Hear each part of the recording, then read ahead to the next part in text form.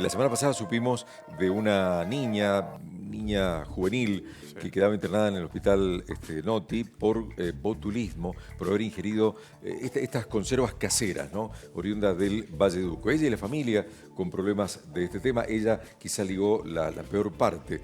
Y esto nos despierta otra vez a hablar del tema, el botulismo. ¿Cuánto sabemos? ¿Hay mitos y verdades respecto de esto? Está con nosotros Emiliana Rodríguez, bromatóloga. Hola, Emi. Hola, buen día. ¿Cómo va? Gracias por acompañarnos. Bien, muy bien. Destaquemos una vez más, definamos una vez más, ¿qué es el botulismo?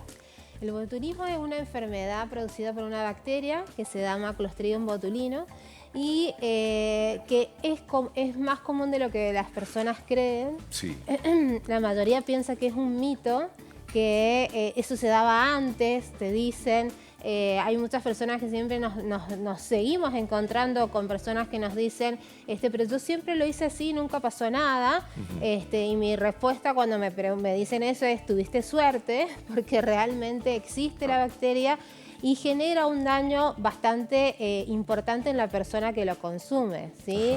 A la vista está el daño que le ha generado a esta niña que está internada. Si hay un alimento que esté en estado de toxicidad, ¿mito o verdad que depende de la cantidad que ingiero el daño que me puede provocar? Sí, es verdad, depende de la cantidad que consumo, o sea, la cantidad de toxina que se haya desarrollado en esa conserva. Pero con muy poca proporción va a generar daño. Entonces eso también es importante decirlo y destacarlo, que no hace falta que se consuma absolutamente toda la conserva, sino que con una pequeña proporción la persona va a tener un efecto. Entonces es muy importante trabajar y tener conocimiento sobre la conserva. La gente piensa que siguiendo una receta que pasa de familia en familia o leyendo una receta en internet alcanza para hacer una conserva, y estos alimentos son alimentos de alto riesgo por este tipo de problemas, ¿sí? Entonces siempre la recomendación que nosotros damos como profesional es que se aborde el tema con la mayor seriedad posible. Que si uno quiere hacer conservas, ya sea para su familia o como algo para emprender y trabajar, se tiene que capacitar y lo tiene que hacer en lugares que realmente les enseñan todo, ¿sí? Bien. Nosotros por ahí cuando tenemos estas charlas acá en televisión, no tenemos el tiempo suficiente como para desarrollar el tema, que no se puede dar ni siquiera en una hora. Lo tenemos que dar en un tiempo porque tenemos que explicar muchos conceptos que tienen que quedar claros para evitar que se desarrolle. Y también tenemos que hablar de qué tipo de conserva, o sea, cómo serían esos tips para evitar que se desarrolle en distintos tipos de conserva con distintos tipos de alimentos. No es lo mismo cómo voy a trabajar con una conserva de tomate que con un escabeche o con las conservas que tienen cárnicos, que también son muy peligrosas. ¿Cualquier tipo de producto o de alimento conservado de todas maneras puede desembocar en un grado de botulismo? En general, lo que nosotros trabajamos mucho es en el concepto, esta bacteria se desarrolla a partir de un pH de 4,6. O sea que todos los alimentos que tengan un pH por encima de ese están expuestos a que se desarrolle este tipo de bacterias. Por lo tanto, se trabaja para bajar el pH en los alimentos y también con los tratamientos térmicos generar una protección en ese alimento. Por eso es que depende del tipo de alimento, cómo lo voy a trabajar y cómo lo tengo que manipular. Ahora, ¿cómo te das cuenta? Muchas veces pasa que viene alguien y te dice, mirá, hice esto, te regalo un frasquito de algo que ha hecho, o en la familia, o en amigos, siempre pasa. ¿Cómo te das cuenta que eso tiene botulismo? Digamos, ¿hay algún signo visible? El gran problema de esta bacteria es que no altera, no genera nada, no nos avisa. Entonces ese es el problema, porque uno consume el alimento pensando que está en buen estado y tiene la toxina botulínica. O sea, no nos avisa, no cambia ni el sabor, ni el color, ni la textura, absolutamente nada. Cuando ¿No la huele gente... mal tampoco? Nada de nada. Eso es lo grave. Claro, no, ahí está la gravedad, Porque vos lo comés exactamente. con toda la inocencia. Digamos. Exactamente. ¿Y qué mitos por ahí existen que no, esto es así, no, si le pones esto seguro que no pasa nada? No sé, en el tomate, que es lo más común ver la conserva de tomate o el escabeche. El tema de la conserva de tomate, generalmente siempre te dicen, no, si pones un ajo y se pone negro, tiene botulismo. No, mito, ¿sí? No. Y también el peligro que tienen en las conservas de tomate es cuando le empezamos a agregar más tipos de vegetales. Entonces eso hace que aumente el pH y ahí tenemos el peligro también. Entonces es muy importante que si vamos a hacer conserva de tomate, tomate y nada Tomate más. solo. Nada de agregarle albahaca, ni esas cosas. Un poco de pimiento. Nada, eso se lo podemos agregar posteriormente, cuando vayamos a consumirlo, le agregamos algo más, ¿sí? Porque todo eso va a ir influyendo sobre el pH final del alimento y eso es lo que tenemos que evitar.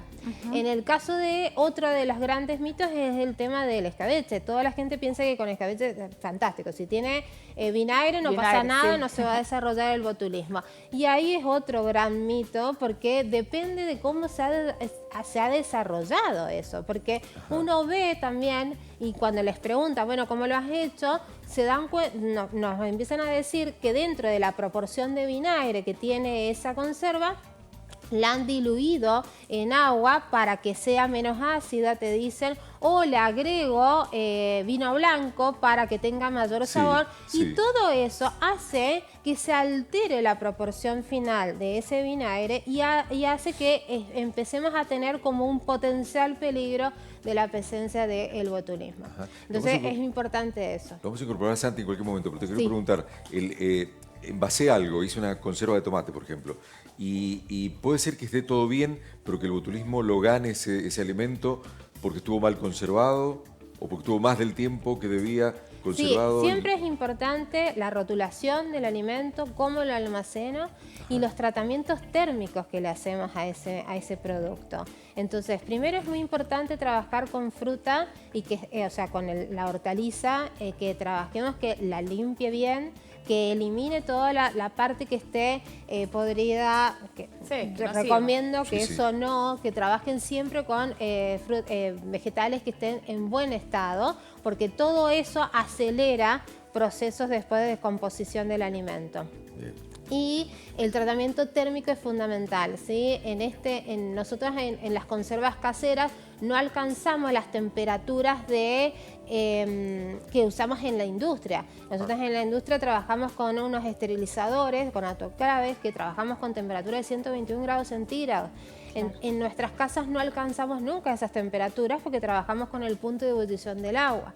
Entonces es muy importante también tener eso, respetar los tiempos de cocciones, los tiempos y que, por ejemplo, en el caso de los frascos, que esté eso, mostrarlo, mostrarlo en pantalla, mi pueblo, está el grafo. Ahí. Ahí está. En el caso de cuando nosotros llenamos con conserva, que el agua de la cocción, digamos, cubra totalmente el frasco y que no llegue a la mitad, que es otro de los problemas que nosotros vemos, que llegan hasta la mitad nada más de agua, entonces no recubre totalmente la proporción de alimento que tiene que estar en tratamiento térmico. Entonces eso es importante. Otra de las recomendaciones que también nosotros damos es que trabajen con frascos pequeños en las casas, de que hagan conservas con menos contenido, cosa de que salga más rápido, ¿sí? Y también el tema del escabeche de conservarlo adentro de la heladera si es que no vamos a tener un consumo tan grande posterior. Entonces, sí. Ahí destacar un poco nosotros como mendocinos, siempre decimos que somos grandes conservadores. Esto es que hacemos muchas conservas porque durante gran parte del año nosotros no tenemos algunos ingredientes, ponele el tomate o ponele el conejo. Entonces, menciono esto como una de las conservas más fuertes que tenemos y que usamos siempre los frascos que nos sobraron de una mermelada o de una conserva anterior. Entonces por ahí estaría bueno, Amy, que vos largues algunos tips porque, a ver, yo tengo acá este frasco que lo voy a usar para la receta de hoy, por ejemplo, o para guardar algo. Bueno, ¿qué tengo que tener en cuenta para esto? Si tengo que comprar cada vez que voy a hacer una conserva la tapa o lo que es el frasco, o qué tengo que mirar del frasco, porque realmente yo hago muchísimo este tipo de conservas porque me sirven para la economía de mi casa. Y como, a ver, tengo algunas recetas bajadas, me las pasaron de familia, supongamos. Bueno, ¿qué tengo que tener en cuenta para lo que es el frasco y para ahí explicar un poco rápido qué es el esterilizado, qué se necesita? El tema de los frascos es importante también que partamos de un frasco limpio. Se tiene que esterilizar el frasco. Lo que por ahí tenemos que observar es el cierre si lo hemos reutilizado, tenemos que ver que el cierre esté en buenas condiciones. Hay una gomita adentro que tiene que estar lo mejor posible para que nosotros podamos, que se genere el vacío. Cuando nosotros lo tapamos y eso está caliente, se genera el vacío, porque se dilata y se genera el vacío. Eso tenemos que chequear que esté en buenas condiciones. Bueno, yo traje un frasco que no tiene estas características. ¿Sí? Entonces yo traje que tiene la tapa, mirá, aparte que está picada por el uso, está oxidada, y lo que es esta gomita que tiene acá, que suele ser blanca o celeste, que es el que te hace el cierre al vacío para conservar, prácticamente no está. Entonces esto es una de las cosas que te tiene que llamar la atención para cuando vas a hacer conservas. Desde lo que es el ingrediente a trabajar a lo que es también el envase donde vas a estar guardando este tipo de preparaciones. En ese caso usaría el frasco esterilizado, claro, que esto me se digas descarta. cómo se esteriliza, y cambio la tapa. Y cambiar la tapa. Nueva. Eso es lo que tienen que estar como muy activos las personas que lo hacen, de ir chequeando el envase con el que lo vamos a guardar. Perfecto. Y es por eso que todo cuando nosotros le decimos hay que capacitarse cuando vamos a hacer este tipo de alimentos, es en todas estas cosas, ¿sí? Porque cuando uno los capacita, les enseñamos desde el tipo de envase, cómo es el envase, cómo almacenarlo, cómo guardarlo, cómo detectar un envase que está en mal estado, hasta cuándo nos aguanta ese envase. Claro. Y también les hablamos mucho del tipo de esterilización, o sea, de pasteurización que hacemos a nivel casero, cuánto es el tiempo y todo eso. ¿Cómo se hace? Generalmente se hace, ponemos el agua a hervir, que eso también es muy importante, ponemos los frasquitos, ¿sí? Tiene que cubrir totalmente hasta la parte donde está el alimento. Estamos hablando del frasco vacío. Vamos a hacer, es verdad, vamos a hacer el frasco, cuando está el frasco vacío también lo ponemos. Yo siempre les digo a la gente que es como cuando esterilizaban nuestras madres las mamaderas. Sí. Exactamente igual. Ponemos adentro de una olla con los envases y ponemos a hervirlos, ¿sí? Bien. Los dejamos aproximadamente media hora y posteriormente después de eso lo sacamos y lo completamos poniéndolo en el horno a 140 grados centígrados para que se haga un secado. ¿Solamente el frasco? El frasco y nada más. Después de eso lo sacamos, lo reservamos hasta que se llene con el alimento. Si la tapa es nueva, no le hago ningún tratamiento. Sí, vamos a desinfectarla con el alcohol al 70%. Siempre lo vamos a hacer al alcohol al 70%. Siempre. Perfecto. Eso es muy importante. Y aunque el frasco esté nuevo, que esa es otra de las cosas, la gente piensa que si está nuevo está limpio. No, igual se lava. Lo tenemos que lavar siempre, porque no sabemos durante el almacenamiento de ese envase cómo ha sido, si ha ganado polvo, si ha pasado algún roedor y lo ha ensuciado. Entonces es importante la limpieza. Yo en este caso tengo un frasco que está picado en lo que es la parte del pico de la boca. ¿Me sirve? ¿No me sirve? No. Eso ¿Qué también, pasa con eso? Eso muy bien, Santi. Eso es re importante porque también cuando le decimos que hay que chequear el envase es eso. Porque eso, si va a ir a un tratamiento térmico, no me va a soportar y se va a romper. Claro. Entonces es tan importante que lo observemos, miremos que no esté picado, que no esté roto, que no esté trizado. Y también cuando ponemos los envases a esterilizar, va a haber un movimiento de los envases que es propio del burbujeo que va a tener el agua. Sí. Y antiguamente, para evitar que se rompieran los envases, se ponía diarios entre medias. Sí, es cierto. Bueno, eso no, no. Sí, es como un no rotundo, porque se genera muchísima más contaminación. Claro, por la tinta del papel. Por la y todo. tinta del papel. ¿Qué pasa con la exactamente. latita que veo que tenés ahí? Sí. Mostrás Esto la también, lata y lo los que- alimentos en lata. Lo quería mostrar más que nada porque la gente piensa que cuando la lata está abollada, oxidada, hinchada, te dicen no lo consumas porque tiene botulismo. Y no, es como les dije recién, el botulismo no les va a avisar cuando esté presente.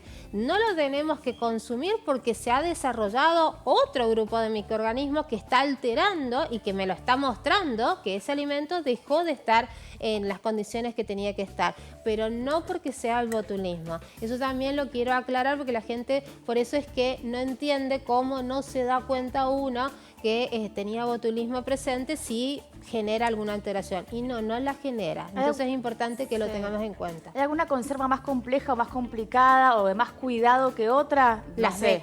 Todo lo que tenga cárnico, sí. Es la más compleja de todas. De más cuidado, en la que tenemos que tener más cuidado. Y las berenjenas y el pimiento son como muy importantes también. O sea, un conejo en escabeche sería más problemático que un tomate. Siempre, pero siempre y cuando, yo siempre les digo lo mismo, son más problemáticos, pero siempre y cuando es como uno lo haga. Claro. Entonces, si uno hace hasta un dulce, si uno lo hace de muy malas condiciones, va a generar un problema, o sea, vamos a tener un problema. Entonces, el mensaje que yo quiero dar mucho más que nada es el tema de si lo quiero hacer, hacerlo bien y capacitarnos en ese tema. Si hay algo que nos trajo la pandemia es que uno se puede capacitar ahora donde esté, en el momento que quiere. Claro. Entonces eso nos ayuda a tener conocimientos y a aprender qué es lo mejor que nos puede pasar en el momento de nuestra vida, en cualquier momento. Y hay una fundación acá en Mendoza que se llama Fundación Rural que da cursos de conservas. Es sumamente excelente los profesionales que trabajan ahí y lo dan de una manera muy fácil para que la gente lo pueda entender y está apuntado generalmente a eso, a cualquier persona que quiera ir, a las abuelas, a las madres, a los tías, a los que quieran ir y aprender sobre conservas, se los recomiendo porque es muy bueno. Nosotros con Santiago hemos tenido la oportunidad de dar cursos ahí y son muy buenos y está apuntado a eso, a la gente, a la población. Emi, me quedé pensando en el frasco y la tapa. He escuchado por ahí que dicen, no, a mí déjame con la tapa Corona, que es más segura que la tapa Rosca, que no le va a entrar nada, no va a salir nada, no va a haber intercambio. Como les decíamos con Santiago, la gomita, ¿sí? Que realmente se haya generado el vacío y que se haya generado el cierre correcto. Okay. En el tema de la Corona sí hay mejor precisión cuando uno lo cierra porque genera más presión. Pero yo siempre les digo, lo más importante es los tratamientos térmicos, cómo elaboro y todo, el paso a paso. Todo pasa a ser importante en la elaboración de la conserva. La materia prima que elaboro, que el lavado de los vegetales, es otra de las cosas que también la gente dice, no, bueno, si lo vamos a esterilizar después no hace falta. No, es importantísimo el lavado porque tenemos que sacar la tierra de todos los vegetales, que es ahí donde pueden empezar las esporas botulínicas. Te saco un poquitito el tema de las conservas y te pregunto para cerrar, ¿es cierto que a los menores de 1 año no hay que darles miel? Perfecto, porque eso puede provocar botulismo? Sí. Hasta los 2 años no se les puede dar miel. Sí. Eso ¿Por qué es porque puede existir la posibilidad de que tengan esporas botulínicas y en los niños las esporas es muy peligroso porque el pH de un bebé hasta los 2 años, que es cuando ya ha consumido todos los grupos de alimentos, mientras tanto va modificando su pH. No es lo mismo el pH de nuestro estómago como adulto, que es un pH de 2 más o menos, que es bastante ácido porque necesitamos disgregar todos los grupos de alimentos. Los niños, acuérdense que los primeros 6 meses de vida lo único que ellos consumen es leche. Claro. Entonces tienen un pH bastante óptimo para que si ingresa una espora botulínica al estómago del bebé, va a germinar. Es como les digo yo, es como que germina, pasa de espora a bacteria y posteriormente la bacteria desarrolla la toxina y ahí el niño empieza a tener todo el problema. Bien. ¿Y qué es por eso importante eso, no darle miel hasta los 2 años, no darle los té de manzanilla, té de tilo, té de anís tampoco, y todo se tiene que consultar con los pediatras. Eso casi todos los pediatras en todo el mundo, lo primero que te dicen, no miel, no nada. Que cuando nosotros éramos chicos, acuérdense que cuántas madres daban el chupete con la miel para que los chicos agarraran el chupete. Claro, sí. Bueno, eso después de muchos estudios se dieron cuenta de que no, que es un error. Entonces, como la ciencia ayuda siempre, evoluciona a eso, ¿sí? Por eso, cuando la gente te dice, siempre lo hice así, no me pasó nada, bueno, no. Ahora hay muchos estudios que confirman un montón de cosas y que es importante escucharlos, capacitarnos y más, como les digo, si queremos emprender algo, bueno, hacerlo de manera correcta. Bien, y que quede clarísimo que el botulismo puede llegar a ser mortal. Exactamente. Sí, porque afecta el sistema nervioso central. Sí. Emiliana, gracias como siempre. De nada. Un gusto haber recibido Gracias a acá. ustedes.